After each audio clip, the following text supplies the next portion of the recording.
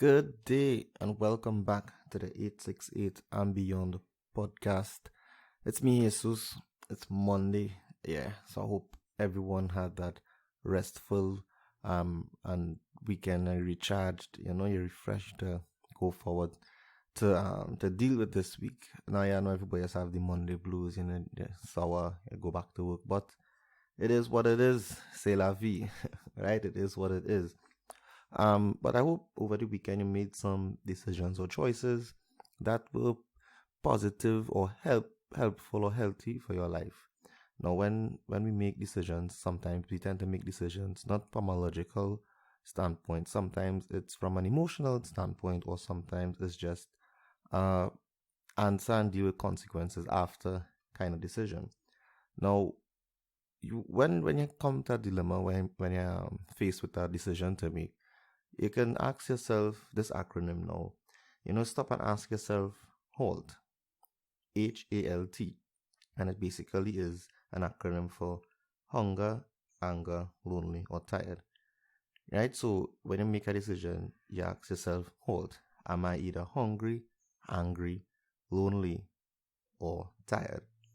Right, so we get into a breakdown, a quick summary, a quick breakdown of each of them, and hopefully it can help you make better decisions that seem to spur up, and just jump up at the spur of the moment, right? So the first letter in HALT is H. The H stands for hunger, right? Because yes, we all know it's important to have regular nutritional meals, but how often you're outside, you're on the road, you have food at home, you brought lunch with you from home, but just in the spur of the moment, you just buy something because it's there.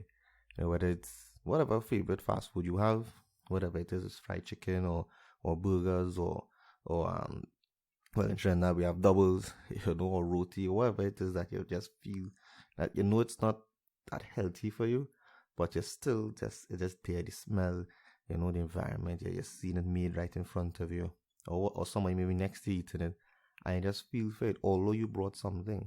Just made a decision because you're just hungry for it at that point in time, right? But there's also another part of hunger. Your hunger for attention, your hunger for comfort, for understanding, or even for compassion.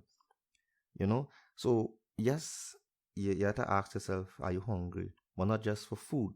Are you hungry for either the attention, the companionship, for the comfort, or even just the hunger for somebody to understand you, and you make decisions based on certain criteria that aren't really helpful or healthy or positive for the greater benefit of your life, right?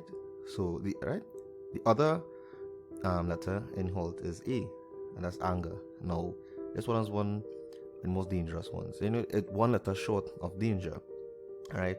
But anger sometimes come off as helpless or powerless in a situation. So someone asks you a question and it angers you. I don't know, maybe it could be something along the lines of what question could possibly trigger an angry response from you, whatever it is that you know yourself that would trigger you and make you angry. Now, we sometimes make decisions that have dire consequences, and anger is one of the main ones that we tend to make decisions on, whether it's professional or personal. When we get angry, we tend to do and say things that after even 5 minutes, we tend to realize that it was not the right decision to make. So now, sometimes you could go for a walk, for a run, a jog, physical exercise, swimming, whatever it is. Or you can even try counting down backwards from 10. Just take a while, take a deep breath, close your eyes, and count down from 10 to 0, then make a decision. So anger is one of the most, one of the most volatile emotions that a human being can have, and if not dealt with positively or in a good way, it can lead to a lot of distress both for you and whomever you are speaking with. So just take yourself away from a situation. If you are angry, or if someone angers you, take yourself away from a situation for a little bit, 5 minutes, 10 minutes, however long it is for you to calm down, then come back to the question to deal with the question. Right? The other letter as L, as lonely.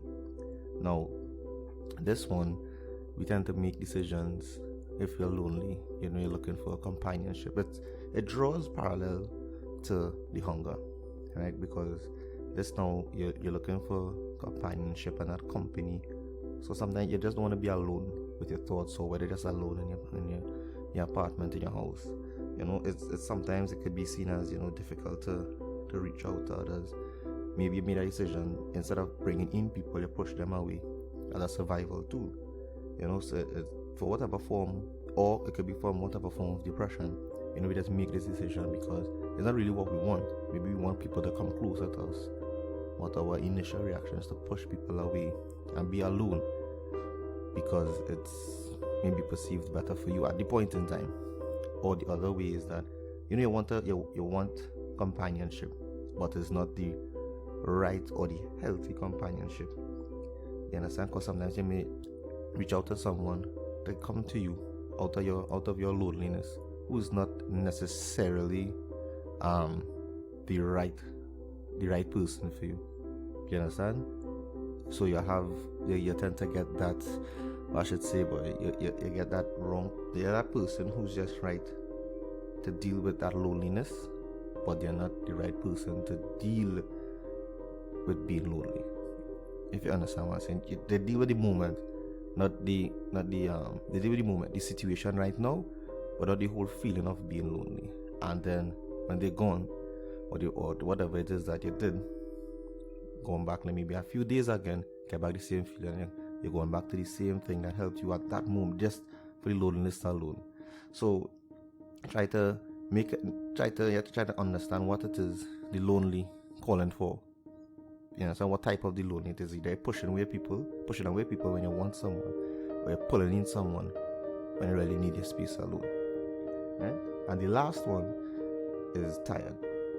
Now this one is a really, really especially dangerous for persons who do drive a lot, maybe for drivers who, and I don't want to drive in your personal vehicle. It applies as well, but people who drive for their jobs as also, right?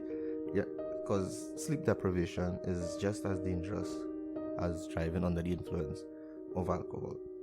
If you're tired, take yourself off the road, go somewhere, maybe a police station, wherever, park up the car and take a rest, recharge your body, take a nap. If it's a quick 20-minute nap, a power nap, that will help.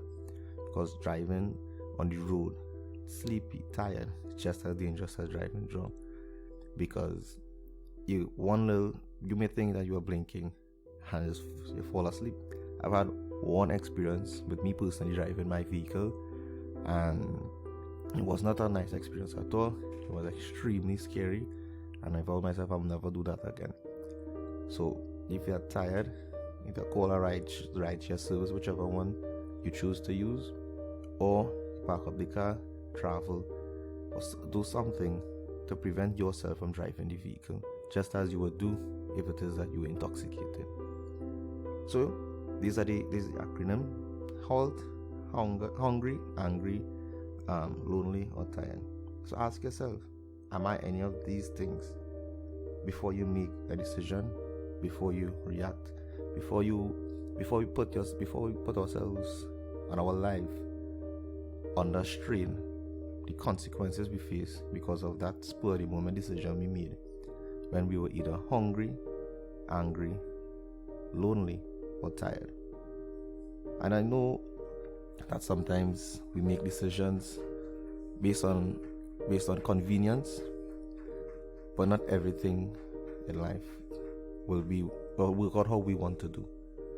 You understand? Not every decision has to be spur of the moment. Some decisions have dire consequences. But I know you also, some people would always make decisions that will impact your lives in a positive light. Remember, excellence is a habit. Make it yours. Be good, be better, be your best. And until we see each other again, be safe.